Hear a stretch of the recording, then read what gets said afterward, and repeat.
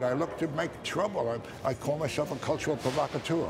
The Art Directors Club found cultural rabble-rouser George Lois celebrating the launch of his latest book, Damn Good Advice. The advertising icon also announced the donation of his legendary archive to the Vignelli Center for Graphic Design Studies. Yeah, it's a very exciting night for me because it's not only the book party for my book, which is my 10th book, so like a handful of dynamite, because I think it could be a life changer for young talent, you know. And then, of course, the fact that recently I just announced that I'm giving my archives, everything here and everything. I got tons of stuff. This is 1/zillionth of my work to the Vignelli Design Center in Rochester. I think he's the best one in his field. I always thought he was the most creative one, most powerful one, really the Superman in the advertising field from the 60s on. He has to be one of the most creative people that I've ever known. And there's a lesson in that for students and for professionals and others. Well, it's a wonderful book because it's short, small, very much to the point, and of course very useful for any creative person, really. And it's done in an inimitable George Lois style. The best damn good advice he ever gave me: be reckless, which is a takeoff on his George Be Careful, which is his anti-slogan. I like the way George does things like this that are so emphatically correct and the borderline ugly. It's beautiful. It's beautiful. Because after all, if you don't make a statement, what's it all about? And that's George. That's George. Who doesn't remember I Want My MTV? I think his work is so inspiring and really shaped our culture.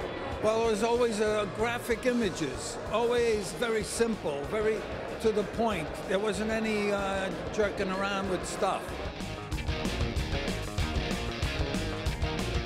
This was the ad campaign that George created. The brand used to be called True Focals, and George said, you can't have an ambiguous brand name. You need something that's bold and really speaks to the clarity of purpose of the brand. So he rebranded this Super Focus.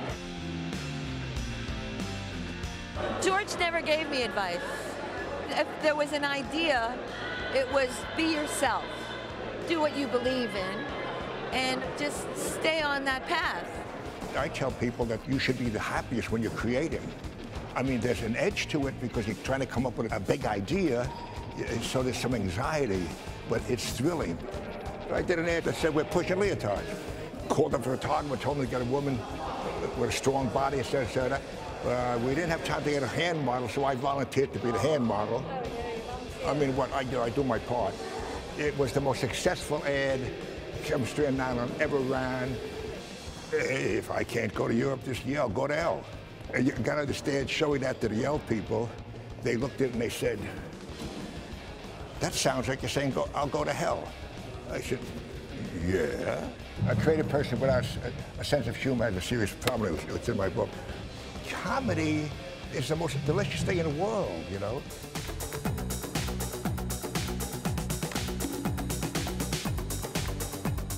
Tommy Hilfiger was an unknown designer. Nobody knew who he was. I did one ad, he became famous. There's no conviction in understanding the culture and having fun with a brand today, none at all. Everybody wants to be safe. He's crazy. He is absolutely crazy. Brilliant crazy. And he's willing to take risks. And he's willing to show people that they don't know what they want until he shows them. I've read the book 3 times. I'm going to read it again.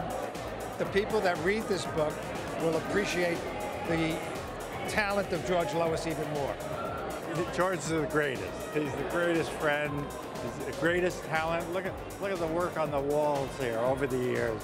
He's such a talented man and done so many things, for so many people.